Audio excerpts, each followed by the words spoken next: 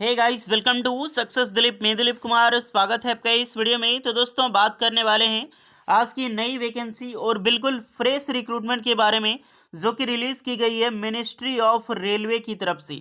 जी हाँ दोस्तों, ministry of railway की तरफ से एक न्यू रिक्रूटमेंट निकाली गई है, जो कि ऑल इंडिया के कैंडिडेट अप्लाई कर सकते हैं और सभी कैंडिडेट अप्लाई कर सकते हैं, यानी कि मेल भी और फीमेल भी। चाहे आपने आईटीआई कर रखी हो, डिप्लोमा कर रखी हो या फिर डिग्री यानी कि बीटेक पास आउट हैं, ऑल कैंडिडेट एलिजिबल हैं। ग्रेट अपॉर्चुनिटी है, सभी कैंडिडेट एलिजिबल हैं। सबसे बड़ी बात, यहाँ पर कोई भी आपका एग्जाम्स नहीं होगा, ना ही उस एग्जाम्स के लिए कहीं पर आपको एप्लीकेशन फी देने की जरूरत है। और सबसे बड़ी बात कि ये टेक्नीशियन की पोस्ट है, जितनी भी पोस्टें निकाली गई है। अब स्टार्ट करते हैं वीडियोस को, हम आगे बढ़ते हैं। सबसे पहले बात करेंगे कि रेलवे में कहाँ से वैकेंसी निकाली गई है, कहाँ पे काम करना पड़ेगा, किस बेसिस पे काम करना पड़ेगा, जॉब लोकेशन क्या होगा, कितनी सैलरी होगी, एज लिमिट क्या होगा।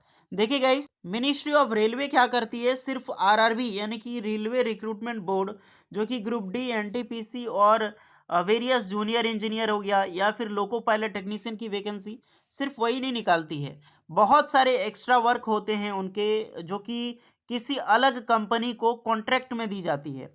मान लीजिए बहुत बड़े ब्रिज का निर्माण करवाना है, कहीं पर रेलवे ट्रैक का निर्माण करना है, तो वो किसी भी रेलवे सरकारी नौकरी वाला बंदा नहीं करता है। कहीं ग्रुप डी ज्वाइन करके जाओगे, ये नहीं कि आपको ट्रैक बिछाने का काम दिया जाएगा, वो एक थर्ड कंपनी को दी जाती है। तो उस कंपनी के प्रोजेक्ट पे यानी कि गवर्नमेंट के उस प्रोजेक्ट में वैकेंसी निकाली जाती है। उसी प्रोजेक्ट पे अलग अलग ट्रेड मार्क दिया जाता है, अलग अलग डिपार्टमेंट, अलग अलग कंपनी करती है, तो वहीं से वैकेंसी निकाली गई है।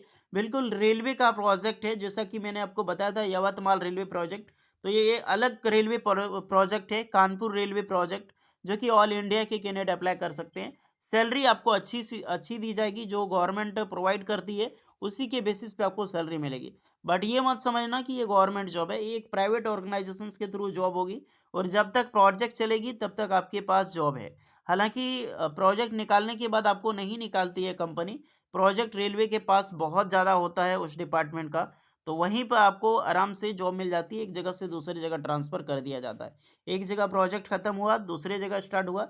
मान लो ये प्रोजेक्ट खत्म हो गया, तो यहाँ पे अभी प्रोजेक्ट चल रहा है, तो आपको यहाँ पे काम भेजा जाएगा। ओके, तो इस प्रकार की रिक्रूटमेंट निकाली गई है। इंटरेस्टेड है तो ज़रूर अप्लाई करना। चलिए डिटेल में बात करते हैं कि कौन सी कंपनी है और क्या जॉब आपको मिलने वाली है। स्टार्ट करते हैं वीडियो को। आगे बढ़ने से पहले अगर आप अभी तक सक्सेस दिलीप को सब्सक्राइब नहीं किए, सब्सक्राइब कर लें, बेल आइकन को प्रेस कर लें, ताकि इसी तरह गवर्नमेंट जॉब से रिलेटेड अपडेट आपको बराबर मिलती रहे। देखिए गाइस, ये थर्ड कंपनी है। आपको मैं ऑफिशियल नोटिफिकेशन दिखाऊंगा, टेंशन मत लेना।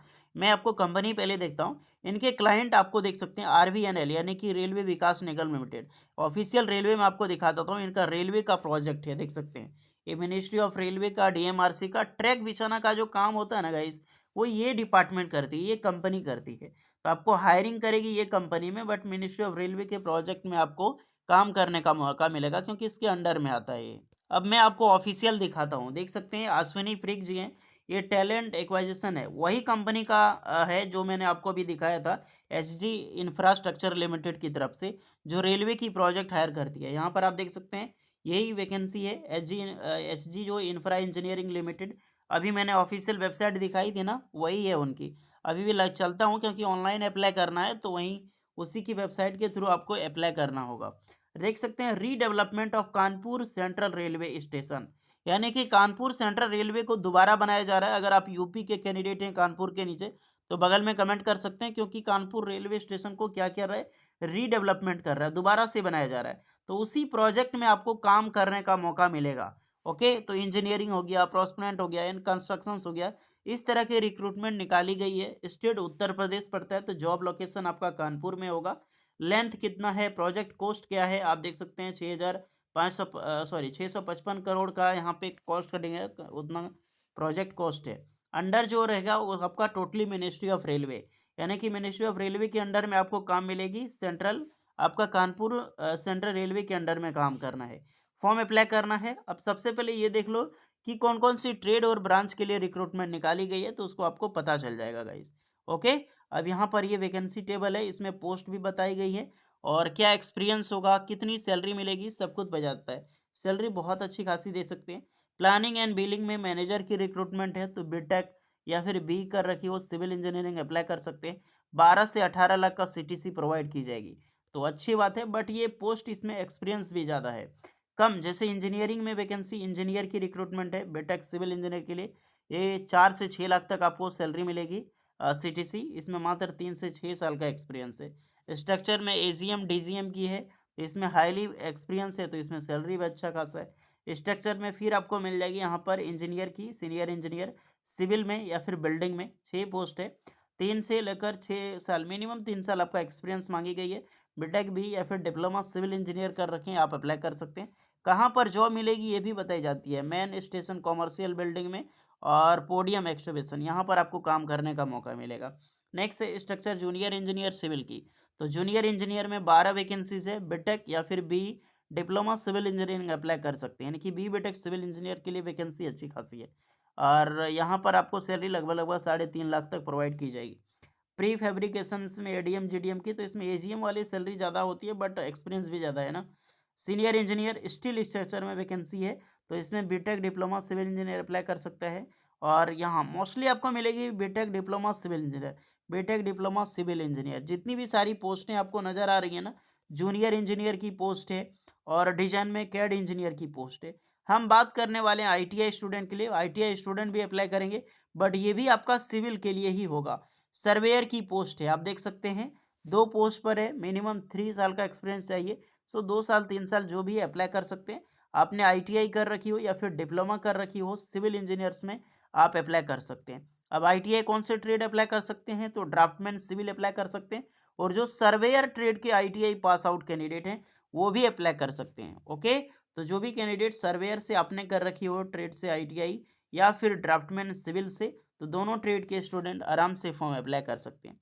फिर आपको एडीएम डीडीएम, देन आपको प्लानिंग में इलेक्ट्रिकल में मिल जाएगी आपको सीनियर इंजीनियर की वैकेंसी। ये सारी सीनियर इंजीनियर है, ये जूनियर इंजीनियर है, तो ये दोनों मस्त है। बीटेक आपने कर रखी हो सिविल इंजीनियर्स में या फिर डिप्लोमा। अब यहाँ पर इलेक्ट्रिकल इंजीनियर भी अप्लाई कर सकते हैं क्योंकि वैकेंसी है भैया। देखना डिप्लोमा इलेक्ट्रिकल इंजीनियर के लिए यहाँ पर भी डिप्लोमा इलेक्ट्रिकल इंजीनियर या फिर बीटेक इलेक्ट्रिकल इंजीनियर। और यहाँ पर नीचे आपको मिल जाएगी फिर इलेक्ट्रिकल इंजीनियर, ये सेफ्टी इंजीनियर के लिए रिक्रूटमेंट है। तो ब्रांच 3-4 तरह की ब्रांच की वैकेंसी निकाली गई है इसमें।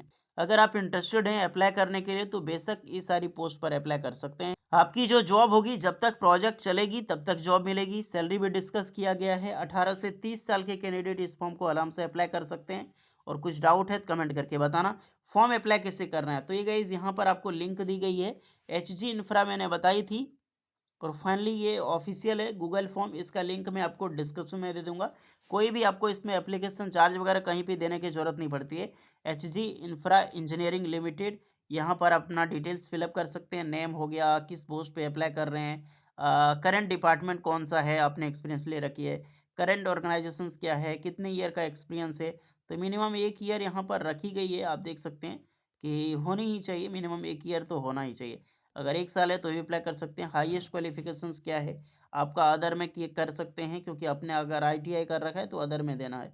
Passing year, current CTC, expected CTC कितना रखते हैं, नोटिस पीरियड आपका क्या है, नेगेटिव मार्किंग, इस नेटिव प्लेस आपका स्टेट नेम में, फिर आपका नेटिव प्लेस डिस्ट्रिक्ट नेम, ये सब चीज़ें आपको बेसिक इन्फॉर्मेशन है फिलअप करनी है। कौन सी पोस्ट के लिए अप्लाई कर रहे हैं वो पोस्ट सेलेक्ट करना है। फिर प्रोजेक्ट रेडी के लिए है, लास्ट में आपको अपना सीवी जो है वो अपलोड करनी है। उसके बाद फाइनल यहाँ पर आपको सबमिट कर देना है। ओके गाइस, तो इस तरह से फॉर्म अप्लाई करना है।